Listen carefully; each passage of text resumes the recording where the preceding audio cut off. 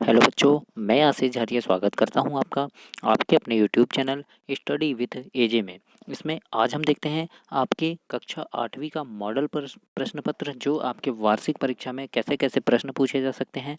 अभी आपकी वार्षिक परीक्षा है 25 मार्च से, तो उस समय आपको किस टाइप के प्रश्न पेपर में आ सकते हैं। कुछ महत्वपूर्ण प्रश्नों की मैं सीरीज़ लेकर के आया हूं, जो जब मैंने आपसे कहा था उस समय कि मैं बहुत ही महत्वपूर्ण प्रश्नों की सीरीज़ लेकर के आऊँगा, तो अभी मैं आपके लिए लेकर के आया। तो इन प्रश्नों को आप ज़रूर से पढ़ना, ताकि आपको वार्षिक परीक्षा में ये काम आए। तो आइए देखते हैं। जैसे सबसे पहले आपको प्रश्न नंबर 1 से 10 तक के वैकल्पिक प्रश्न पूछेगा।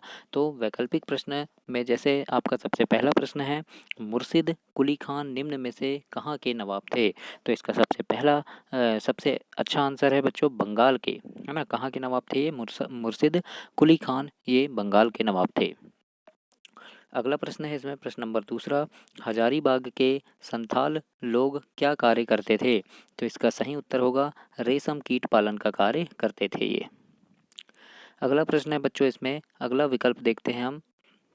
ब्रिटिश सरकार ने सन 1856 में विधवा विधवा विवाह के पक्ष में एक कानून पारित कर दिया था। उस प्रसिद्ध भारतीय सुधारक का नाम बताइए जो इसके पक्षधर थे, मतलब इस कानून के पक्ष में थे। तो उनका नाम है ईश्वर चंद्र विद्यासागर, है ना। ईश्वर चंद्र विद्यासागर जी जो थे वो विधवा कानून के पक्ष में थे। इसके बाद अगला प्रश्न है, संघवाद से क्या आशय है। तो संघवाद मतलब क्या होता है? देश में सरकार के एक से अधिक स्तर होना, ये होता है संघवाद। तो इस प्रकार से ये आपके सामाजिक विज्ञान के बहुत ही महत्वपूर्ण प्रश्न हैं, जिनकी वीडियो में लेकर के आया हूँ। इसके नीचे और भी प्रश्न हैं, तो उनको देखना ना भूलें और चैनल को सब्सक्राइब करें, ताकि उनको आपको ऐसी ही वीडियो पूरे एग्जाम तक मिलती रहे। भारत में सर्वोच्च न्यायालय की स्थापना कब की गई। तो इसका सही आंसर है 26 जनवरी सन 1950 को भारत में सर्वोच्च न्यायालय की स्थापना की गई थी। अगला प्रश्न देखते हैं इसमें, आदिवासी भाषाओं में संथाली बोलने वाले लोग खालिस्तान हैं, कितने हैं। तो सर्वाधिक हैं, है ना। सर्वाधिक हैं आदिवासी भाषाओं में संथाली बोलने वाले लोग। अगला प्रश्न है, पानी से संबंधित बीमारियों के कारण खालिस्तान 1600 से ज़्यादा भारतीय मौत के मुंह में चले जाते हैं। तो हर रोज़, है ना, हर रोज़ 1600 से ज़्यादा भारतीय मौत के मुंह में चले जाते हैं। अगला प्रश्न है इसमें, सुनहरा रेशा से क्या अभिप्राय है। तो सुनहरा रेशा किसको बोलते हैं? पटसन को। किसको बोलते हैं? पटसन को। याद रखना, पटसन को सुनहरा रेशा कहा जाता है। अगला प्रश्न है इसमें, निम्नलिखित औद्योगिक प्रदेशों में से कौन एक भिन्न है। तो इसका उत्तर होगा पूर्वोत्तर अमेरिका जो है ये भिन्न है, अलग है। निम्न में से कौन से क्षेत्र उपजाऊ मैदान के कारण घने बसे हुए हैं। तो इसका सही आंसर होगा कि भारत में गंगा का मैदान और मिस्र में नील नदी का मैदान, ये जो दोनों हैं ये क्षेत्र जो हैं उपजाऊ मैदान के कारण घने बसे हुए हैं। अब देखते हैं इसमें आपको लघुत्तरी प्रश्न पूछेगा पेपर में, प्रश्न नंबर 11 से 20 तक के। तो सबसे पहला प्रश्न है जैसे इसमें, अंग्रेजों ने सरकारी दस्तावेजों को किस तरह सुरक्षित रखा। तो इसका सही उत्तर होगा, अंग्रेजों का मानना था कि चीज़ों को लिखना बहुत महत्वपूर्ण होता है। ऐसा करने से बाद में इन चीज़ों का अच्छी तरह अध्ययन किया जा सकता था और उन पर वाद विवाद किया जा सकता था, है ना। ये इसका सही आंसर है। अगला प्रश्न है बच्चों, स्थायी बंदोबस्त की शुरुआत कब और कहाँ की गई थी। तो इसका उत्तर लिखिएगा, स्थायी बंदोबस्त की शुरुआत मुख्य रूप से बंगाल प्रांत में सन 1793 में की गई थी। ये इसका सही आंसर है। बच्चों ये बहुत ही महत्वपूर्ण प्रश्न है, तो इन प्रश्नों को आप जरूर से पढ़ना। परीक्षा में आपके यहाँ से 2-3 प्रश्न जरूर पूछे जा सकते हैं। अगला प्रश्न है इसमें, सिपाही समुद्र पार जाने से क्यों कतराते थे। तो इसका उत्तर लिखना कि सिपाही समुद्र पार जाने से कतराते थे क्योंकि उन दिनों लोगों के बीच ऐसी मान्यता थी कि यदि वे समुद्र पार जाएंगे तो उन्हें अपना धर्म तथा अपनी जाति गंवानी पड़ेगी, है ना। यानी जाति से उन्हें निकाल दिया जाता था, इसलिए वे समुद्र पार नहीं जाते थे। अगला प्रश्न है इसमें, संविधान हमें खुद से किस प्रकार बचाता है। तो इसका उत्तर लिखना बच्चों, संविधान हमें खुद से बचाता है। इसका तात्पर्य है कि कई बार हम किसी मुद्दे पर राष्ट्रहित के मुकाबले व्यक्तिगत हित को अधिक महत्व देने लगते हैं। ऐसे विचार हमारे व्यापक हितों के लिए नुकसानदेह हो सकते हैं। संविधान हमें ऐसी भावनाओं से बचाने में मदद करता है। इस प्रकार से इसका सही आंसर लिखेंगे। इसके बाद है धर्मनिरपेक्षता से आप क्या समझते हैं? तो इसके उत्तर में लिखना भारतीय संविधान सभी को अपने धार्मिक विश्वासों और तौर तरीकों को अपनाने की छूट देता है। सबके लिए समान धार्मिक स्वतंत्रता के विचार को ध्यान में रखते हुए भारतीय राज्य ने धर्म और राज्य की शक्ति को एक दूसरे से अलग रखने की रणनीति अपनाई है।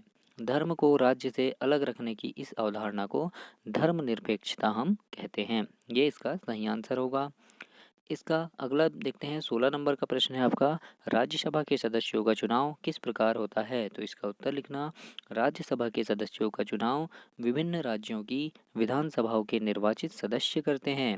राज्यसभा के कुल 245 सदस्यों में से 233 निर्वाचित सदस्य होते हैं और 12 सदस्य राष्ट्रपति की ओर से मनोनीत किए जाते हैं। अगला प्रश्न देखते हैं, आदिवासी समुदाय बड़ी बड़ी रियासतों और रजवाड़ों के अधीन क्यों नहीं रहे? तो इसका उत्तर होगा आदिवासी समुदायों को वनों द्वारा आच्छादित विशाल भूखंडों के बारे में जबरदस्त ज्ञान था। इन इलाकों में उनकी गहरी पैठ थी, है ना, उनका जंगलों पर पूरा नियंत्रण था, इसीलिए आदिवासी बड़ी बड़ी रियासतों और रजवाड़ों के अधीन नहीं रहे। अगला प्रश्न देखते हैं, प्राकृतिक संसाधन क्या है? उदाहरण सहित बताइए। तो इसका उत्तर होगा जो संसाधन प्रकृति से प्राप्त होते हैं उन्हें अधिक संशोधन के बिना उपयोग में लाए जाते हैं, है ना, वे प्राकृतिक संसाधन कहलाते हैं। उदाहरण के लिए जैसे वायु, मृदा, जल आदि, ये सब क्या है? प्राकृतिक संसाधन है। अगला प्रश्न है इसमें, उद्योग शब्द से क्या तात्पर्य है? तो इसका उत्तर लिखिएगा उद्योग का संबंध आर्थिक गतिविधियों से है जो कि वस्तुओं के उत्पादन, खनिजों के निष्कर्षण अथवा सेवाओं की व्यवस्था से संबंधित है। अगला प्रश्न देखते हैं, खाद्य सुरक्षा से क्या आप क्या समझते हैं? तो इसके उत्तर में लिखना खाद्य सुरक्षा तभी बनी रहती है जब सभी व्यक्तियों को क्रियाशील और स्वस्थ जीवन जीने के लिए आहार की आवश्यकता और प्राथमिकता के आधार पर हर समय पर्याप्त सुरक्षित पौष्टिक खाद्य पदार्थ की सुविधा उपलब्ध हो। अब देखते हैं दीर्घ उत्तरी प्रश्न है, ये 4 प्रश्न पूछेंगे आपको, 21, 22, 23 और 24। ये दीर्घ उत्तरी पूछेगा, थोड़ा बड़ा लिखना है आपको। तो सबसे पहला प्रश्न है इसमें दीर्घ उत्तरी में, विलियम जोन्स को भारतीय इतिहास, दर्शन और कानून का अध्ययन का विलियम जोन्स को भारतीय इतिहास, दर्शन और कानून का अध्ययन क्यों जरूरी दिखाई देता था? तो इसके उत्तर में लिखिएगा बच्चों कि विलियम जोन्स को भारतीय इतिहास, दर्शन और कानून का अध्ययन निम्नलिखित कारणों से दिखाई देता था। और उसके कारण क्या थे कि पहला है, भारत को समझने के लिए यह आवश्यक था कि उन पवित्र तथा कानूनी ग्रंथों की फिर से खोज की जाए जिनकी रचना प्राचीन काल में की गई थी।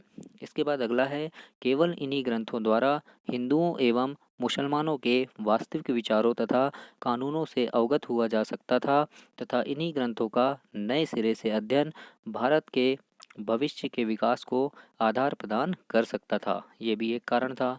अगला लिखना इसमें कि उनका मानना था कि इस कार्य से न केवल ब्रिटिश लोगों को भारतीय संस्कृति से सीखने का अवसर प्राप्त होगा बल्कि जो भारतीय हैं उन्हें भी अपनी विरासत को फिर से उजागर करने, उसे समझने तथा अपने खोए हुए गौरवपूर्ण अतीत को फिर से प्राप्त करने का अवसर मिलेगा। अगला है इसमें कि इस प्रक्रिया में ब्रिटिश लोग न केवल भारतीय संस्कृति के संरक्षक बल्कि इसके स्वामी के रूप में भी उभर कर सामने आएंगे। ये कारण जो थे, ये 4 कारण थे।